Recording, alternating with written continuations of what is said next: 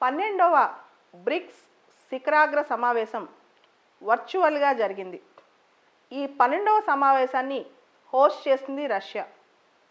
అసలు బ్రిక్స్ అంటే ఏంటి? మొదటగా BRIC బ్రిక్ పదాన్ని జిమ్ ఓనీల్ అనే ఆయన గోల్డ్మ్యాన్ సాచ్ కంపెనీకి చెందిన ఆయన ఈ పదాన్ని పొందుపరిచారనమాట. ఆయన ఈ టర్మ్ని కాయిన్ చేశారు. ఆ తర్వాత సౌత్ ఆఫ్రికా జాయిన్ అయింది. దాంతో ఇది బ్రిక్స్ అయింది. ఈ బ్రిక్స్ దేశాలు కలిపితే ప్రపంచ జనాభాలో 42% జనాభా ఈ బ్రిక్స్ దేశాల ఉంది.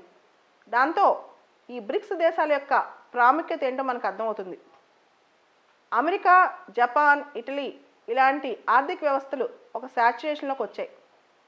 ప్రపంచంలో బలమైన ఆర్థిక శక్తులుగా ఎదుగుతున్న China, India, Brazil, south Africa ఈ దేశాలన్నీ దగ్గరికి రావడంతో బ్రిక్స్ అనేది ప్రపంచంలో ఒక బలమైన కూటమిగా ఎదిగిపోయింది. ఇప్పటికే వచ్చే సంవత్సరానికి బ్రిక్స్ మొదలయ్యి 15 సంవత్సరాలు నిండుతున్నాయి. సో ఇప్పుడు మనం ఈ సంవత్సరం బ్రిక్స్ థీమ్ ఏంటి, ఈ సంవత్సరం వర్చువల్గా బ్రిక్స్ సమ్మిట్ ఎలా జరిగింది అని తెలుసుకోబోయే ముందు ఈ సంవత్సరం బ్రిక్స్ సమ్మిట్లో 2 వినూత్నమైన విషయాలు ఉన్నాయి. ఒకటి, కరోనా పాండమిక్ మధ్యలో ఆర్థిక వ్యవస్థలు ఏ విధంగా పునరుత్తేజించేయాలి, ఏ విధంగా రికవర్ చేయాలి అనేది ఒకటి. తర్వాత వర్చువల్గా ఈ సమ్మిట్ జరగటం, ఈ 2 కూడా ఈ సంవత్సరం వినూత్నం అని చెప్పొచ్చు. ముఖ్యంగా ఆర్థిక వ్యవస్థలు పునరుత్తేజించడానికి ఇది చాలా అవసరం అన్నమాట ఈ సమ్మిట్.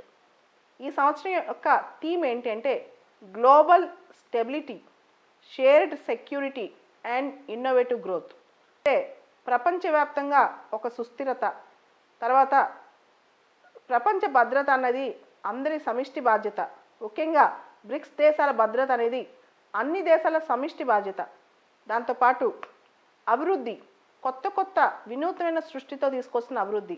ఈ సంవత్సరం బ్రిక్స్ థీమ్ ఇది. సమ్మిట్ ఎజెండాలో మనం గమనిస్తే కనుక మల్టీలేటరలిజం, బహుళ ధ్రువ ప్రపంచం, ఇది ఒక ఎయిమ్. ఆల్రెడీ ఐక్యరాజ్య సమితి కూడా దీనికోసమే పోరాడుతుంది. ఈ సంవత్సరం ఐక్యరాజ్య సమితికి 75 వసంతాలు నిండాయి. మల్టీలేటరలిజం, ప్రపంచం ఏకధ్రువం కాదు, లేకపోతే కోల్డ్ వార్ టైం లాగా 2 సూపర్ పవర్స్ లేవు.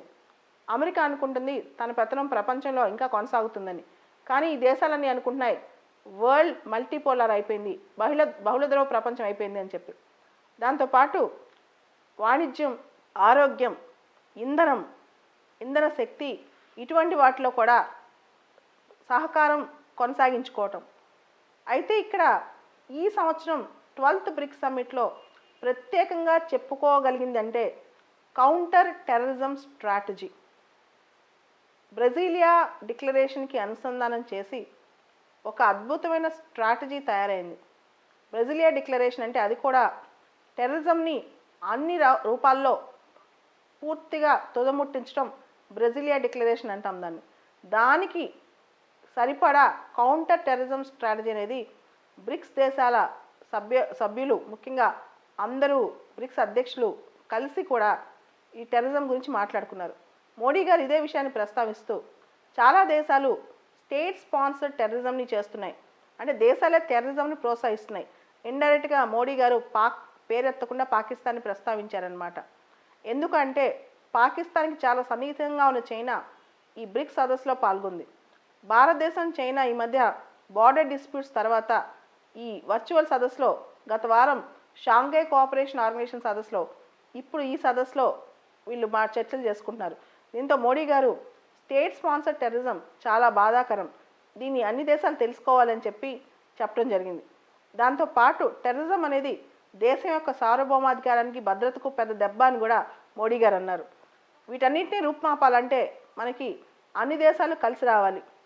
ఇదంతా చర్చించుకోవడం పాటు ఆయన ఆత్మనిర్భర్ భారతదేశంలో ఈ స్వావలంబన దిశగా భారతదేశం ఎలా ముందుకెళ్తుందని చెప్తూ ఆత్మనిర్భర్ భారత్ సక్సెస్ అయితే ప్రపంచానికి భారత్ ఒక రోల్ మోడల్ అవుతుంది. దాంతోపాటు ప్రపంచంలో సప్లై చైన్స్లో కానీ, గ్లోబల్ సప్లై చైన్స్ కానీ, వాల్యూ ఎడిషన్స్లో కానీ ఇండియా ముందుంటుంది. చాలా దేశాలకు ఇండియా సపోర్ట్ చేయగలదు, బ్రిక్స్ దేశాలకు కూడా సపోర్ట్ చేయగలదు. తన కాళ్ళ మీద తను నించిన ఇండియా ప్రపంచానికి ఒక ఆదర్శం అవుతుంది, ప్రపంచానికి సపోర్ట్ చేయగలదని ఆయన చెప్పారు. దాంతోపాటు ఐక్యరాజ్య సమితి భద్రతా మండలి, తర్వాత IMF, ప్రపంచ బ్యాంక్, డబ్ల్యూటీఓ ఇట్లా చాలా వాటిలో మనకి సంస్కరణలు అవసరం అని కూడా మోడీ గారు చెప్పారు. సో బ్రిక్స్ అనేది ప్రపంచంలోనే గొప్పగా ఎదుగుతున్న ఒక శక్తి వంటిది. ఈ గ్లోబల్ ఆర్డర్లో కొత్త గ్లోబల్ ఆర్డర్ నిర్మించాలంటే బ్రిక్స్ పాత్ర కీలకమైంది. దానికి కావాల్సింది బ్రిక్స్ దేశాల మధ్య కూటమిలో సహకారం. ఇది ఉంటే ఖచ్చితంగా విజయవంతం అవుతుందని చెప్పొచ్చు. ఆల్రెడీ బ్రిక్స్ న్యూ డెవలప్మెంట్ స్థాపించి దాన్ని ముందుకు తీసుకెళ్లే ప్రయత్నం కూడా చేస్తున్నారు. ఇలానే బ్రిక్స్ రకరకాల అంశాల్లో అనుసంధానం చేసి పనిచేస్తే కనుక ప్రపంచంలోనే ఒక మంచి శక్తిగా బ్రిక్స్ మారి ప్రపంచ దేశాలకే ఆదర్శంగా ఉండే అవకాశం కూడా ఉంది.